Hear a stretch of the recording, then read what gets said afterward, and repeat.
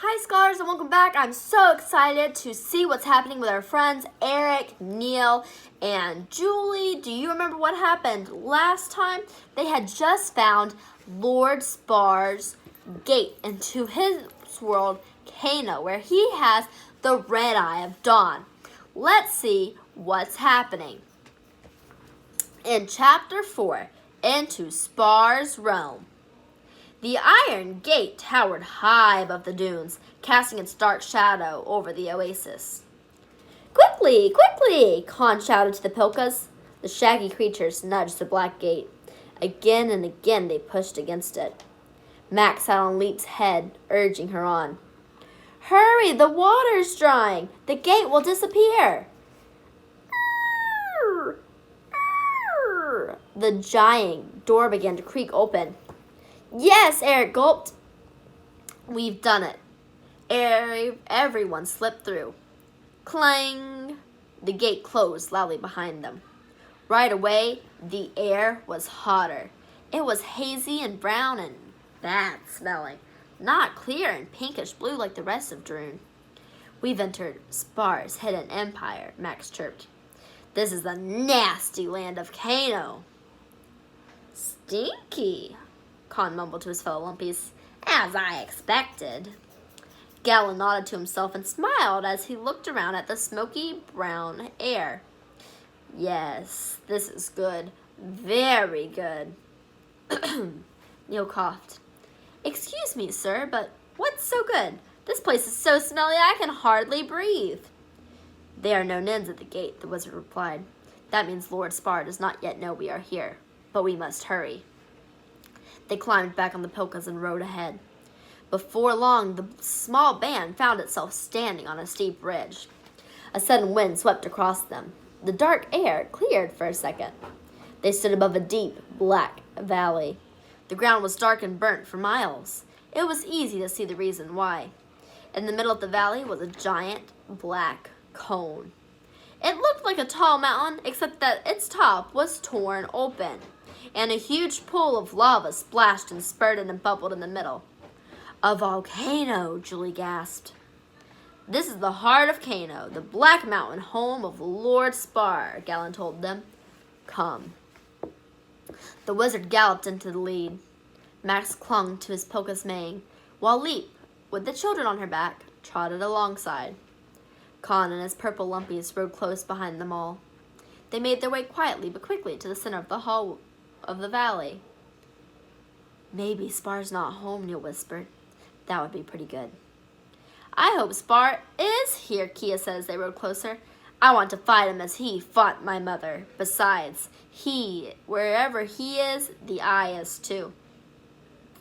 Eric, Neil, and Julie knew Kia blamed Spar for the disappearance of her mother, Queen Relna. 2 years before, the queen had fought Spar in a fierce battle. She was never seen again.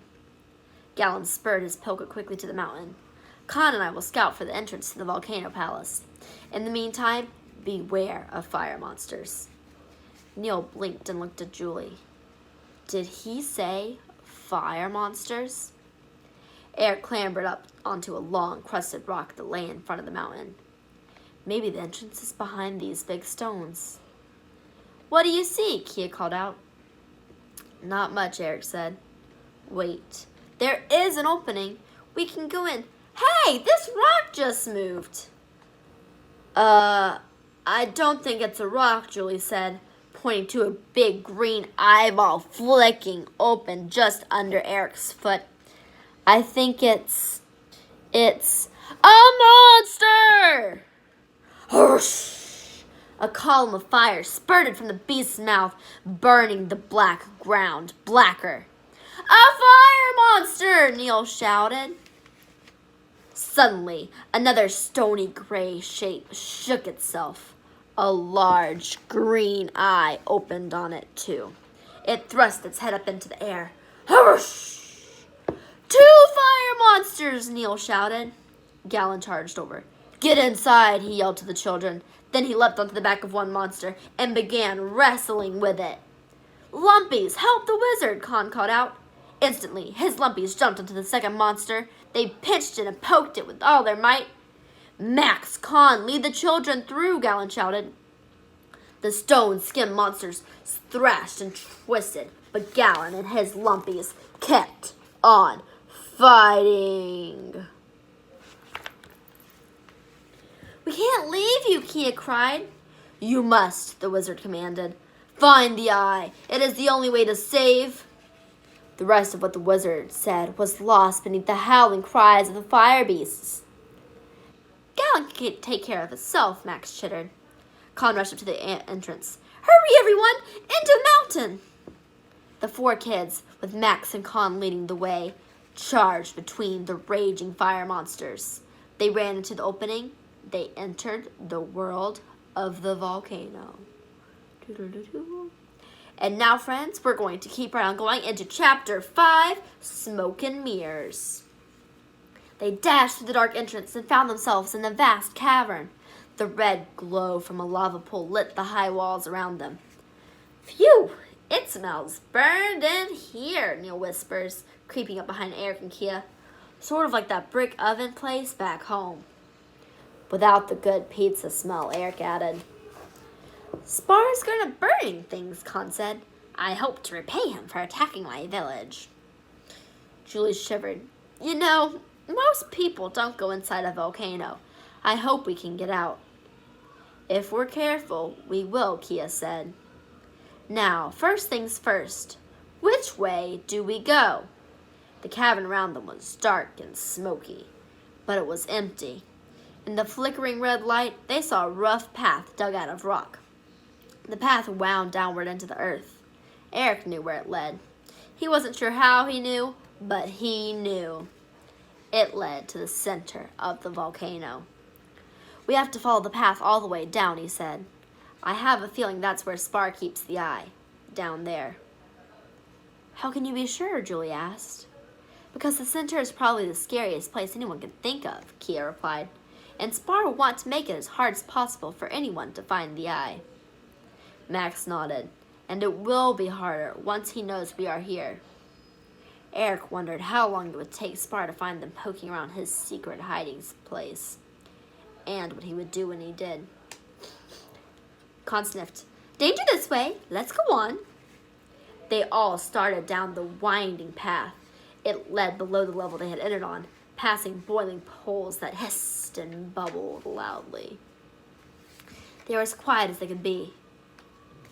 The rock is getting hotter, Max said, crawling along the jagged walls of the path. I wonder how we'll know when we reach the center.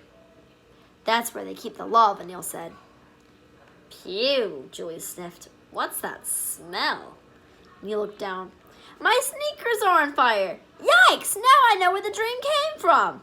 He stamped on his sneakers until the fire went out. Oh man, that really hurt. Student Eric hissed. Quiet. The kids crept down to still another level. The air was even hotter and smokier. It smelled worse. Kia stopped. She held up her hand. There's a cave ahead, she whispered. Something's moving. I saw a shadow. Suddenly, a figure stepped out of the cave. Guards, seize them, said a man in a deep, snarly tone. The man was Lord Spar. Whoa, Neil gasped. Let's get out of here. Everyone rushed back to the path, but Julie didn't move. She seemed frozen to the spot. Guards, seize them, the sorcerer repeated in the same deep tone as before. Eric dashed back to her. Julie, come on. Spar's the bad guy. Do I have to drag you out? Wait a sec, Julie whispered. Wait, Eric cried. For big greasy Nins to come clopping over and grab us? Come on. But Julie wouldn't budge. Seconds passed, and there were no clomping footsteps. No greasy Nin claws grabbing them. Instead, Spar turned swiftly and walked back into the cave. He appeared to touch the cave wall, but didn't quite touch it. See, Julie murmured. That's not him. We'll be caught, you two, Max cried, scampering up behind them along with the others. Julie laughed. No, look, that isn't Spar. That is, I don't know what, special effects or something. The figure strode forward again, not even blinking. Neil cringed as it stared icily at them. "Guards, seize them!" Spot repeated. "Huh," said Julie. "I don't think so." Then she leaned forward and slapped the sorcerer in the arm. Her hand went straight through. "Whoa," Neil whispered. "See what I mean?" said Julie. Kia nodded. Maybe Spar created a double to take his place because the jewel burned him. Maybe the real Spar is hurt. "Maybe it's done with mirrors," Eric said. "Weird," Neil said, peering around the figure. "He's Spar, but he's fake." "Well, they aren't," Max chirped. The spider troll pointed at two red-faced nin soldiers. They came clomping down the passage right toward them. "I thought I smelled something bad," Con snorted, starting to run. The nins grunted and hissed. They pulled out big swords. "Get them!" yelled the nuns. That, friends, is the end of today's reading. Pretty spooky. Do you think our friends are going to get captured by the nins? Or do you think they'll escape? What do you think happens next? Stay tuned to find out.